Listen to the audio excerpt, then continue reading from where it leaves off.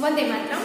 આપણે સંજ્ઞાની સમજૂતી છે એ મેળવી ચૂક્યા છીએ. આજે આપણે વિશેષ સમજૂતી અને થોડું રિવિઝન છે રિવિઝન કરીશું કે સંજ્ઞા એટલે શું અને તેના જે પ્રકારો છે એનું ફરી એકવાર રિવિઝન કરી લઈએ. તો હવે સંજ્ઞા એટલે શું? આજે આપણે જે કંઈ પણ ચલાવ્યું એ તમારે બુકમાં લખવાનું છે અને સાથે સાથે સમજૂતી પૂરી થાય પછી એકવાર વાંચી જવાનું એ તમારું હોમવર્ક રહેશે. હવે પહેલા છે આપણે દર વખતે કહીએ છીએ એમ જે સમજૂતી છે એ સમજૂતી તમારે વ્યવસ્થિત લખવાની, જે પેરેગ્રાફ પાડેલા હોય એમ પાડવાના અને સમજૂતી પૂરી થાય પછી એકવાર વાંચી જવાનું, એટલે એમ સરળતાથી તમને યાદ રહી જાય. તો આપણે સંજ્ઞા છે એમાં આપણે દરેક વસ્તુ કે વ્યક્તિને ઓળખવા માટે તેને કોઈને કોઈ નામ આપ્યા છે. આપણે કોઈ પણ છે એ કોઈ પણને ઓળખવા માટે નામ આપેલા છે. નામ વગર છે એ આપણે બોલાવતા નથી કે આપણે એને ઓળખી શકીએ નહીં, અને બધાના અલગ અલગ નામ હોય છે. કોઈ શહેરનું નામ સુરત તો કોઈનું નામ રાજકોટ. હવે શહેરના જે નામ છે એ દરેક શહેરના નામ અલગ અલગ હોય છે. આ બધા શહેર છે એ બધા શહેરના નામ એક સરખા નથી કે એક નામ નથી આપેલું. કોઈ શહેરનું નામ સુરત તો કોઈનું નામ રાજકોટ. કોઈ પશુને ગાય તો કોઈને ઘોડો. હવે પશુ છે, પ્રાણી છે, એને પણ આપણે અલગ અલગ નામ આપેલા છે. આપણે બધા પશુ પ્રાણીઓને કઈ ગાય કે અમુક ઘોડો છે એવા એક નામથી બોલાવતા નથી. કોઈ છે ને આપણે ગાય કહીએ છીએ તો કોઈને ઘોડો. કોઈ પક્ષીને ચકલી તો કોઈને પોપટ. હવે પક્ષીઓ છે એ પક્ષીઓને પણ આપણે નામ આપેલા છે. ચકલી છે, પોપટ છે, મેના છે, કાગળ છે. હવે કોઈ સ્ત્રીને લતા તો કોઈ પુરુષને રાજેશ. સ્ત્રી અને પુરુષ છે એમને પણ આપણે નામ આપેલા છે. એ માણસનું, એ વ્યક્તિનું નામ હોય છે. એવી વિશેષ સંજ્ઞા આપવામાં આવી છે. એટલે આ બધાને કોઈને કોઈ જે સંજ્ઞા છે, નામ છે એ આપવામાં આવેલું છે. વ્યાકરણની પરિભાષામાં એને સંજ્ઞા કહે છે. હવે જે વ્યાકરણની પરિભાષા છે એમાં એને શું કહેવાય છે? તો એને સંજ્ઞા કહે છે. ભાષાના જે શબ્દો દ્વારા કોઈ વ્યક્તિ, વસ્તુ, સ્થળ કે ખ્યાલનો નિર્દેશ થાય છે તેને સંજ્ઞા કહે છે. હવે ભાષા છે એ ભાષાના જે શબ્દો દ્વારા કોઈ વ્યક્તિ હોય, વસ્તુ હોય, સ્થળ હોય કે ખ્યાલનો નિર્દેશ થાય છે તેને સંજ્ઞા કહે છે. સંજ્ઞા એટલે કે નામ. સંજ્ઞા એટલે શું? કે સંજ્ઞા એટલે કે નામ. જે શબ્દ વ્યક્તિ, વસ્તુ, ગુણ, ભાવ, ક્રિયાનો નિર્દેશ સૂચન કરે એને સંજ્ઞા કહે છે. હવે ટૂંકમાં આપણે કહીએ તો ટૂંકમાં પ્રાણી, પદાર્થ અને માણસને ઓળખવા માટે જે વપરાય છે તે નામ સંજ્ઞા. સમજૂતી છે ફરી એકવાર આપણે જોઈ લઈએ.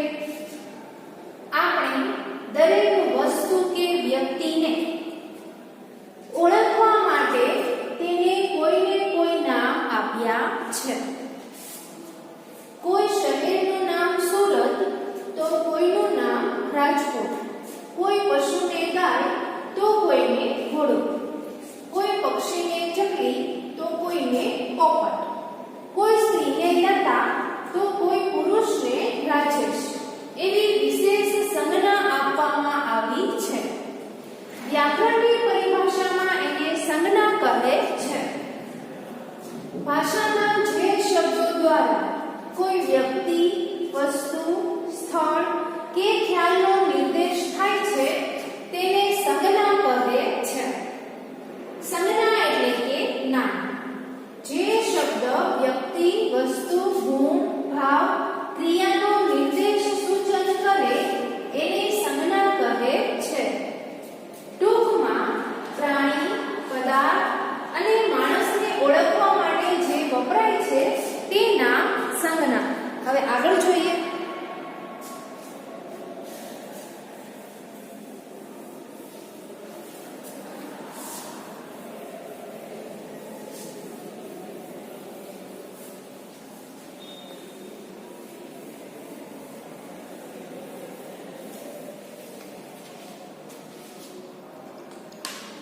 હવે ત્યાર પછી આપણે પહેલું જોઈએ જાતિવાચક સંજ્ઞા.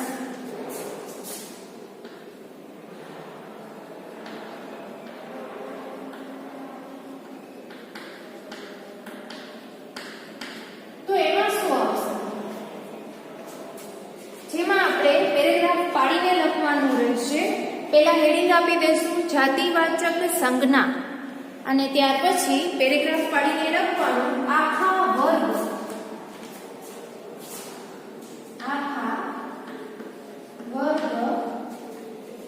સમૂહ કે જાતિને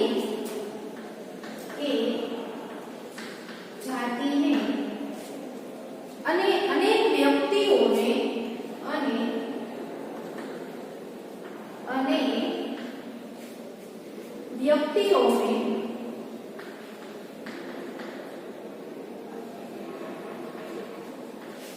દર્શાવે છે તે જાતિવાચક સંજ્ઞા.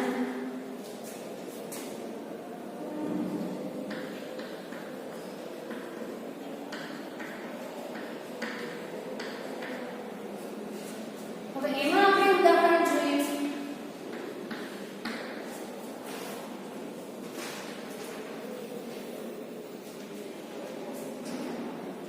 જેમાં પર્વત, નદી, વૃક્ષ, સ્ત્રી, પુરુષ,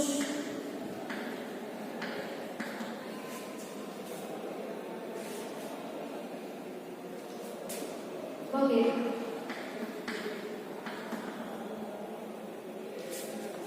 હવે ત્યાર પછી આપણે જોઈએ તો વ્યક્તિવાચક સંજ્ઞા.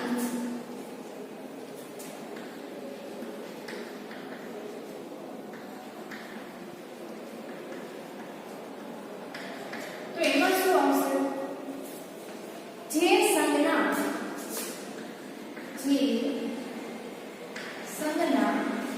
કોઈ ચોક્કસ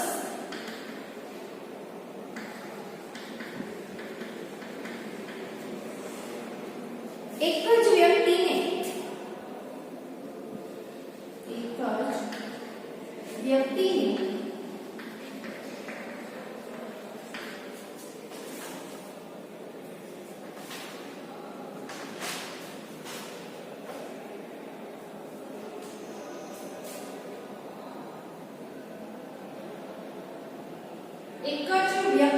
દર્શાવે તે વ્યક્તિવાચક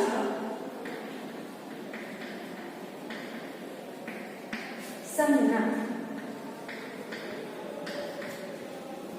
હવે જે વ્યક્તિવાચક સંજ્ઞા છે એ વ્યક્તિવાચક સંજ્ઞામાં આપણે શું કહ્યું છે કે જે કોઈ ચોક્કસ એક વ્યક્તિને જ દર્શાવે તે વ્યક્તિવાચક સંજ્ઞા.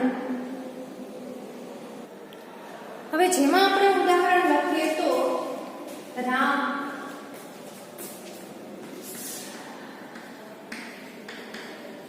દશરથ, ગંગા,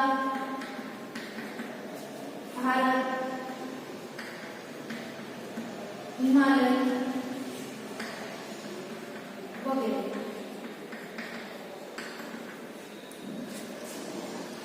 ત્યાર પછી છે દ્રવ્યવાચક સંજ્ઞા.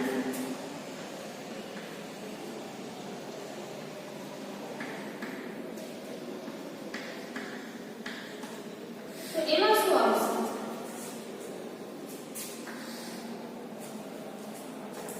જે વસ્તુનું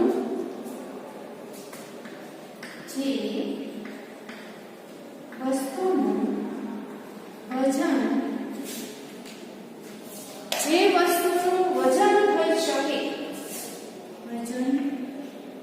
થઈ શકે, માપ લઈ શકાય, તે દ્રવ્ય વસ્તુ રૂપે રહેલી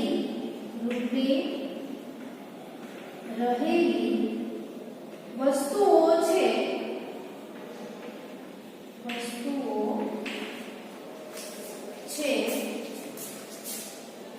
તેને દ્રવ્યવાચક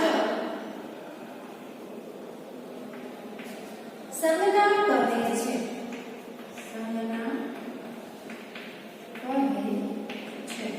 એમાં આપણે ઉદાહરણ જોઈએ તો હવે જે દ્રવ્યવાચક સંજ્ઞા છે એમાં આવશે પાણી, દૂધ, ઘી, તાંબુ, સોનું, ચાંદી વગેરે. આપણે ફરી એકવાર સમજૂતી મેળવી લઈએ. આજે આપણે જે કંઈ પણ સમજૂતી મેળવીએ છીએ એ ફરી એકવાર તમારે વાંચી જવાનું છે. એ તમારું આજનું હોમવર્ક રહેશે. હવે પહેલા આપણે જાતિવાચક જે સંજ્ઞા છે એ સંજ્ઞા જોઈએ તો જેમાં આપણે સમજૂતી લખેલી છે કે આખા વર્ગ, સમૂહ કે જાતિને અને અનેક વ્યક્તિઓને દર્શાવે છે.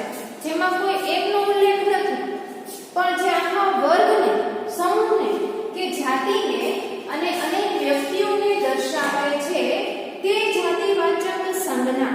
ફરીવાર કે આખા વર્ગ, સમૂહ કે જાતિને અને અનેક વ્યક્તિઓને દર્શાવે છે, એક નહીં પણ અનેક, તે જાતિવાચક સંજ્ઞા. જેમાં પર્વત છે, નદી છે, વૃક્ષ છે, સ્ત્રી, પુરુષ વગેરે. હવે વ્યક્તિવાચક સંજ્ઞા તો એમાં એક જ વ્યક્તિ કે સ્થળનો ઉલ્લેખ હોય છે. જે સંજ્ઞા કોઈ ચોક્કસ એક જ વ્યક્તિને દર્શાવે, જે સંજ્ઞા કોઈ ચોક્કસ એક જ વ્યક્તિને દર્શાવે તે વ્યક્તિવાચક સંજ્ઞા. જે વ્યક્તિવાચક સંજ્ઞામાં શું છે કે કોઈ ચોક્કસ એક વ્યક્તિ કે કોઈ સ્થળ છે એનો ઉલ્લેખ હોય છે કે એને દર્શાવે છે. જેમાં આપણે રામ, દશરથ, ગંગા, ભારત, હિમાલય વગેરે કોઈ એક છે એને દર્શાવે છે. ત્યાર પછી દ્રવ્યવાચક સંજ્ઞા. હવે જે દ્રવ્યવાચક સંજ્ઞા છે તો એમાં આપણે સમજૂતીમાં લખેલું છે કે જે વસ્તુનું વજન થઈ શકે, માપ લઈ શકાય તે દ્રવ્ય વસ્તુ રૂપે રહેલી વસ્તુઓ છે તેને દ્રવ્યવાચક સંજ્ઞા કહે છે. ફરીવાર કે જે વસ્તુનું વજન થઈ શકે, માપ લઈ શકાય તે દ્રવ્ય વસ્તુ રૂપે રહેલી વસ્તુઓ છે તેને દ્રવ્યવાચક સંજ્ઞા કહે છે. હવે એમાં ઉદાહરણ જોઈએ તો પાણી, દૂધ, ઘી, તાંબુ, સોનું, ચાંદી વગેરે. હવે આગળની સમજૂતી જોઈએ.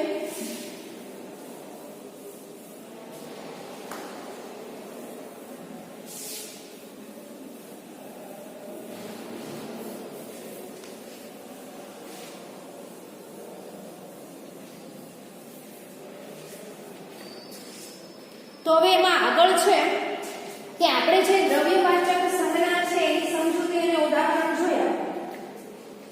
તો હવે એમાં આપણે સોનું જોયું. તો સોનું છે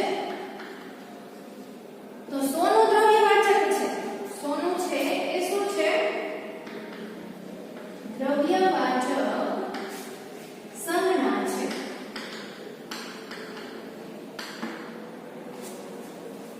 પછી આપણે પાણી છે, ઘી છે, દૂધ છે એ જોયું. પછી સોનું અને ચાંદી, તાંબુ આ પણ દ્રવ્યવાચક સંજ્ઞા છે, એમાં એનો સમાવેશ છે એ થાય છે.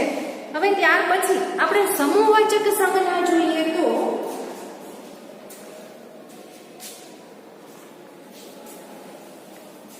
જેમાં આપણે હવે જોઈશું સમૂહવાચક સંજ્ઞા.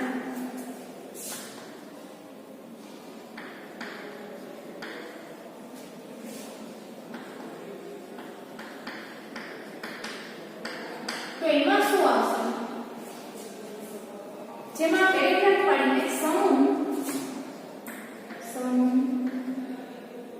જૂથ કે જથ્થો, જથ્થો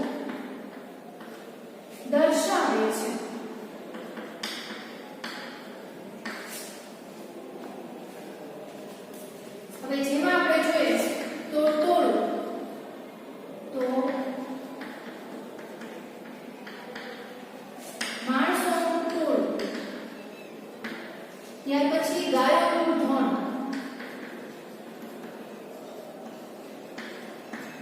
એના પછી ફોજ, તો સૈનિકોની ફોજ, સૈનિકોનો જે સમૂહ છે એ વગેરે. એટલે જે સમૂહવાચક સંજ્ઞા છે, હવે એમાં આપણને બતાવે છે કે સમૂહવાચકમાં આખો જે સમૂહ છે એ દર્શાવે છે, આખા સમૂહનો નિર્દેશ કરે છે. તો એમાં છે ટોળું છે, સભા છે, જેમાં ટોળું, સભા, ધન, સેના, સરઘસ, કાફલો વગેરે. તો અહીંયા છે એ આપણે જે સમૂહવાચક સંજ્ઞા છે એની સમજૂતી જોઈ કે સમૂહવાચક સંજ્ઞામાં શું હોય છે. તો સમૂહવાચક જે સંજ્ઞા છે એમાં સમૂહ છે, જે જૂથ છે, જે જથ્થો છે એને દર્શાવે છે. તો એમાં શું આવે? તો ટોળું, માણસોનું ટોળું, ગાયોનું ધણ, ફોજ, જે સૈનિકોનો જે સમૂહ હોય છે એ વગેરે. ટૂંકમાં કહીએ તો ટોળું, સભા, ધણ, સેના, સરઘસ, કાફલો વગેરે. સમૂહવાચક સંજ્ઞામાં જે સમૂહ છે, જે જૂથ છે, જે જથ્થો છે એને દર્શાવે છે. એમાં આપણે જોઈએ તો ટોળું તો માણસોનું ટોળું, ગાયોનું ધણ, ફોજ તો સૈનિકોનો જે સમૂહ છે વગેરે, અને ટોળું, સભા, ધણ, સેના, સરઘસ, કાફલો વગેરે. હવે આગળ જોઈએ.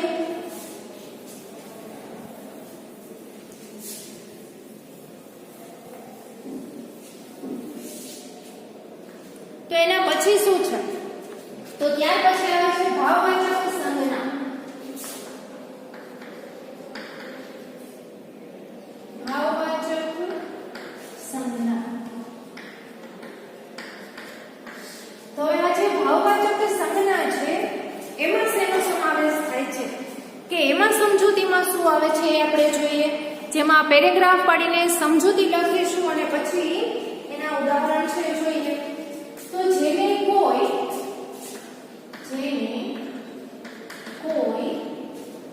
રંગ, રૂપ, આકાર ન હોય, જે આંગળી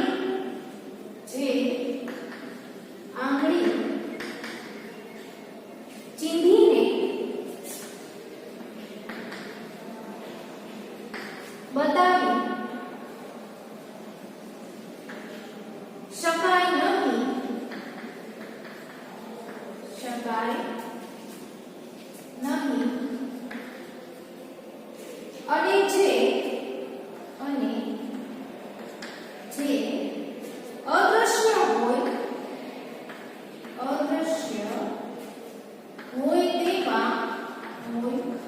તેવા ભાવ લાવીને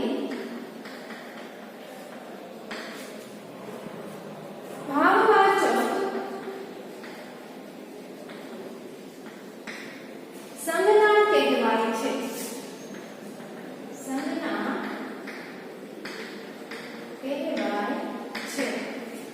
જેમાં આપણે જોઈએ તો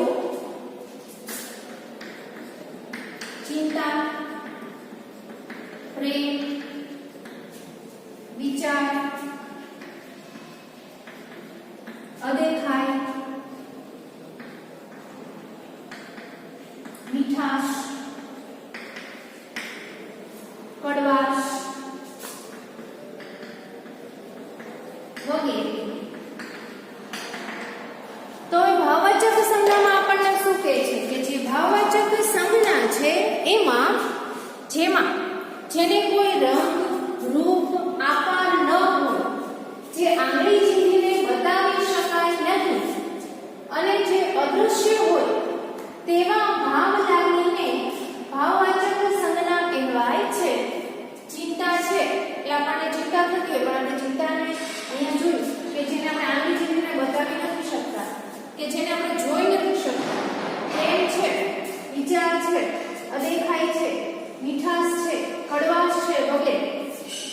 કોઈ માણસ છે એ અંદરથી ચિંતા કરતો હોય તો આપણે એના હાવભાવ છે જોઈ શકીએ, પણ ચિંતા છે આપણે શું કીધું છે કે એ અદ્રશ્ય હોય છે. પ્રેમ, વિચાર, અદેખાઈ, મીઠાશ, કડવાશ વગેરે. ફરીવાર કે જેને કોઈ રંગ, રૂપ, આકાર ન હોય, તો આ જે આપેલા છે આપણે ઉદાહરણ ચિંતા, પ્રેમ, વિચાર, અદેખાઈ, મીઠાશ, કડવાશ, કે જેને કોઈ રંગ, રૂપ કે આકાર ન હોય, જે આપણી જિંદગીને બતાવી શકાય નહીં અને જે અદ્રશ્ય હોય તેવા ભાવ લાગીને ભાવવાચક સંજ્ઞા કહેવાય છે. એ ભાવ જે વ્યક્તિમાં રહેલો હોય છે એ અદ્રશ્ય હોય છે, જે આપણે એને આપણી જિંદગીને બતાવી શકતા નથી અથવા તો એને કોઈ રંગ, રૂપ, આકાર નથી. જેને આપણે ઉદાહરણમાં જોઈએ તો ચિંતા, પ્રેમ, વિચાર, અદેખાઈ, મીઠાશ, કડવાશ વગેરે. તો હવે આ છે એ આપણે ભાવવાચક સંજ્ઞા છે એની સમજૂતી જોઈ.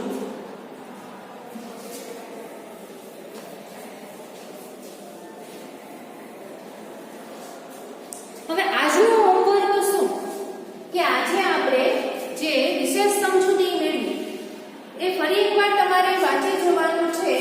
એ તમારું આજનું હોમવર્ક છે. તો અહીંયા છે એ સમજૂતી પૂરી થાય છે. આજનો લેક્ચર છે એ આપણે અહીંયા પૂરો કરીએ છીએ.